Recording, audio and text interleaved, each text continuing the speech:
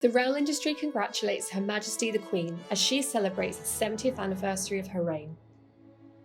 Britain's railways are grateful to Her Majesty for her continued support of this vital public service.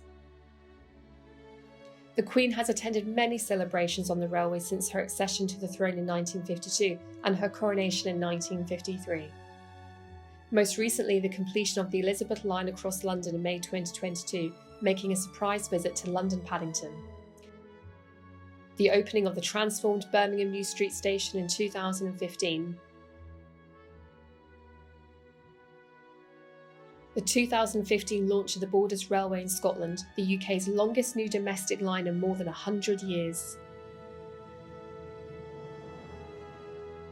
And the grand opening of the redeveloped Reading Station in 2014.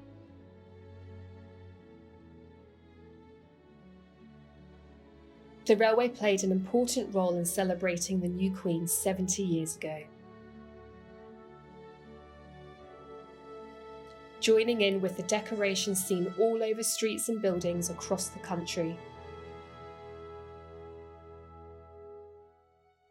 And sharing information about the special events honouring the historic occasion, just like today.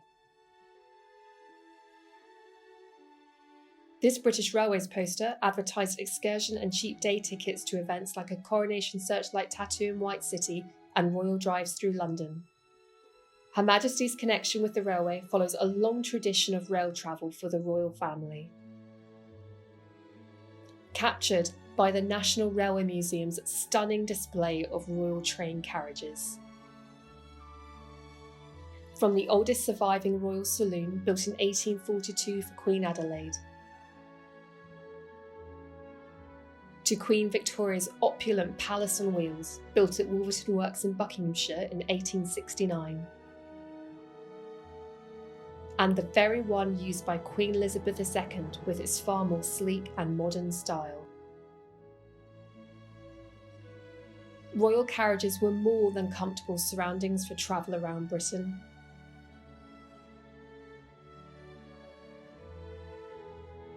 They eventually served as mobile offices for the increasingly hard-working royals as they carried out their duties and became more closely connected with the public. The railways are proud to have played a part in this evolution of public service.